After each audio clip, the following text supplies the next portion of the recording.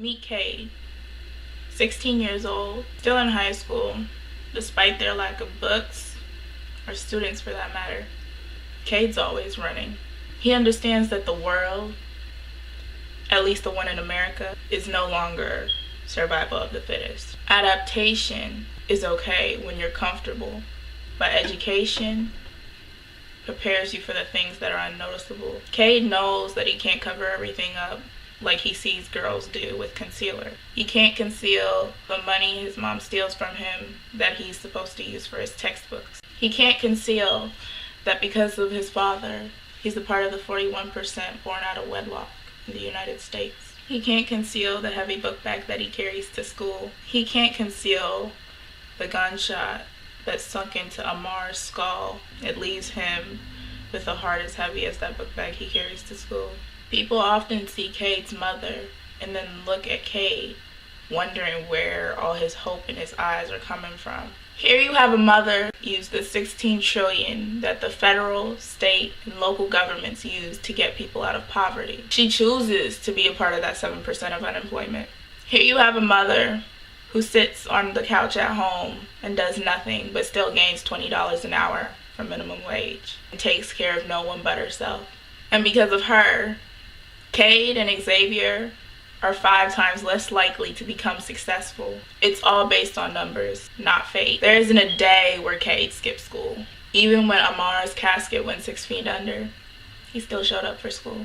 Amar's death made Cade work even harder. Cade would soon find himself a part of the 8.26% of Hispanic males and females at Harvard. Now that's a number that he didn't mind being a part of. At least being there would keep him safe.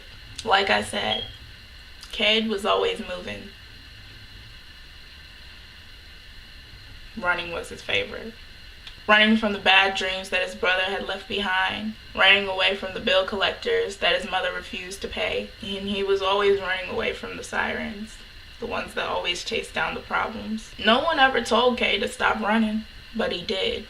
He stopped running when his mother, for the first time in his school career, decided to show up to a school-related event. The day he was supposed to make a good impression, this was the day he was looked down upon as one of the statistics that he had learned to hate. Guess who wanted to play date night? Only to put her son behind cold metal bars for life. Now Cade may not have lived his future, but little Xavier did. Little eyes and ears have a way of taking in all what they see, including the bad. At the age of 16, Xavier was attending college. That is possible. Now, it wasn't Harvard, but he may as well have went there. See, the difference between Cade and Xavier, except for their fathers, was that Xavier saw money for what it really was, power. At the same age he was attending college, Xavier left his mother, who was now forced to work 130 hours to afford a New York apartment, so she wouldn't be on the streets, while Xavier was only able to work 40 hours a week so that he could still maintain his grades for his master's degree in business. The number one thing that degree taught him was that all actions have a long-term effect. Now Cade's mother needs financial support for her 2 sons she cared for, and even after she makes her state of craving known, the only thing she can see in Xavier's eyes is greed. Because all the things he shall provide for himself are from his own fortune. Do y'all get the story? You can't leech off of your own children. Everything you do has an effect. Now I'm going to talk about my last 5 facts that I couldn't fit into this. Over the past 3 decades, that's 30 years for y'all who don't know, a decent amount of America's income has gone to the wealthy. This puts a strain on the middle class, and this is known as inequality. So, 50 years ago, from January 8th, 2014, Lyndon Johnson announced the centerpiece for his first union address, which was an unconstitutional war on poverty. Oh yeah, fun fact, Lyndon Johnson was the 36th president. I didn't know that. Fewer than 3% of full-time workers are actually poor. So there's some hope out there for y'all. 80% of Americans believe that the richer are getting richer and the poorer are getting poorer. Are those even real words? So what is poverty? Actually, there are 2 types of poverty.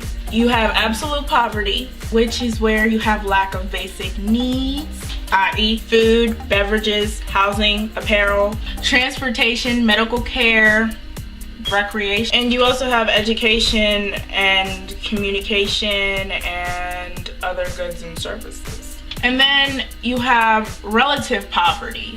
This is where things are up in the air. So what's poverty to you may not be poverty to somebody else. Poverty in the US was recognized, but it wasn't politically recognized until the 36th president came along. I don't know about you, but my brain is hurting. I'm tired. I want to go to bed right now. So I'm gonna leave you with one question. Should poverty be defined by what we own or by our actions? Actually, make that 2 questions, my bad. Some people actually say that the richest are the most poor. Not all rich people are stingy, and not all people you see in apartments are broke either. Maybe they just have a good definition on their needs and wants. In other words, they cheat.